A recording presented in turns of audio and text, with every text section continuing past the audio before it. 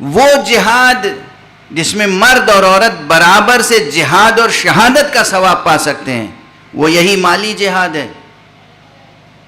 عورتیں بھی کوشش کریں کمانے کی، عورتیں بھی کوشش کریں بزنس کرنے کی۔ یہ جو پرانا، یہ تمام علماء تشریف فرما ہیں یہاں پر، ان سے پوچھئے گا، وہ جو ٹریڈیشنل ایک کانسیپٹ کلچرل چلا آ رہا ہے کہ عورت گھر کے کام کاج کے علاوہ کچھ نہ کرے، وہ درست کانسیپٹ نہیں ہے۔ عورت حجاب میں رہے، عورت جو ہے وہ اپنی عفت کو بچائے، اپنی حرمت و عظمت کو بچائے، لیکن اس کے ساتھ دنیا کا ہر بڑا کام عورت کر سکتی ہے۔ اور اگر تجارت کے لیے خاص طور پر یہ ہو کہ عورت تجارت کیسے کرے گی، تو سب سے پہلا نمونہ اسلام کی خاتون اول، آقائے نامدار، سرکار رسالت مآب محمد مصطفیٰ صلی اللہ علیہ وآلہ وسلم کی وہ بیوی جو شریک حیات معراج مصطفیٰ تھی، جناب خدیجۃ الکبریٰ سلام اللہ علیہا۔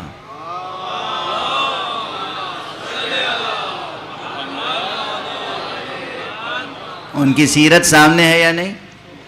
بی بی جناب خدیجہ، کتنا بڑا کارواں ہوتا تھا ان کا تجارت کا۔ خود اپنے بیت الشرف میں رہتی تھیں، اور ان کے بہت سے ملازمین، غلام، کنیزیں، یہ سب تھے کہ جو ان کے تجارت کے کارواں کو لے جاتے تھے۔ بعض کتابوں میں یہ صراحت ہے کہ اس زمانے میں پورے عرب میں سب سے بڑا تجارت کا کارواں بی بی خدیجہ کا ہوتا تھا۔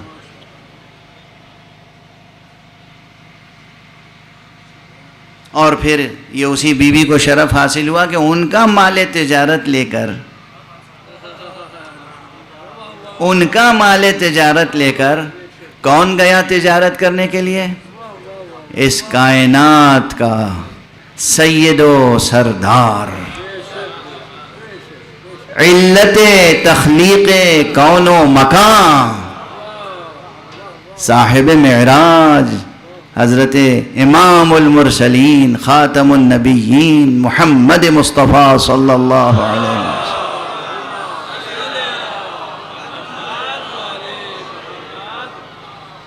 ان کے مال تجارت کا کارواں لے کے گئے۔ اب میں یہاں پر ان کے فضائل و معجزات بھی بیان کر سکتا ہوں، لیکن میں دامن وقت میں بھی گنجائش نہیں ہے۔ معجزے آپ سنتے رہتے ہیں، اس وقت خشک مسائل سنتے جائیں جو آپ کی زندگی کے کام کے ہیں۔ اپنی بیٹیوں کو ایسی تربیت کریں کہ بہترین بزنس کر سکیں، بہترین صنعت کر سکیں، ڈیفرنٹ آرٹس میں کمال پیدا کریں اور کما سکیں، اور بیٹوں کو بھی اسی طرح۔ تجارت میں ایک طرف جناب بی بی خدیجۃ الکبریٰ ہیں، اور دوسری طرف تجارت میں حضرت ابو طالب بھی تو کسی سے کم نہیں تھے، اور دونوں کا مال صرف تبلیغ اسلام ہوا۔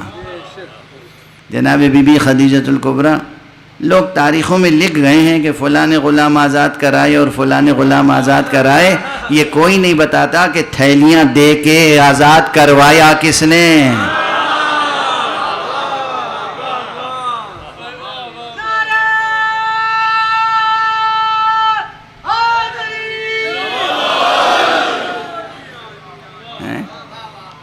پس پشت کون تھا؟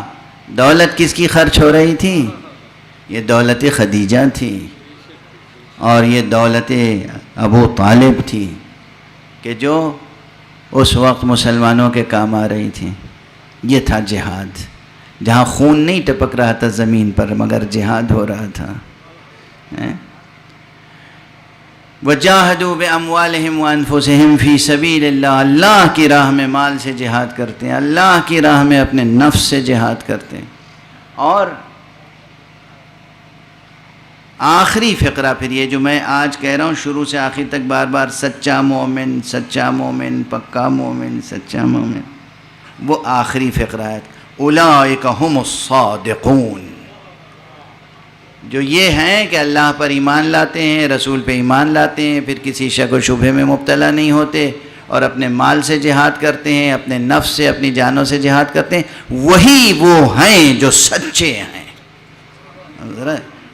وہی وہ ہیں جو سچے ہیں۔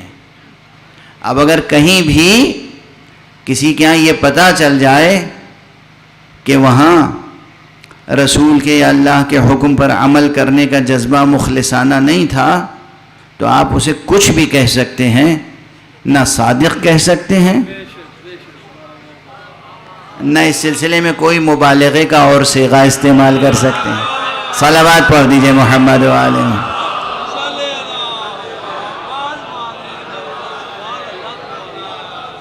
ایک اور صلوات پڑھ دیجئے محمد۔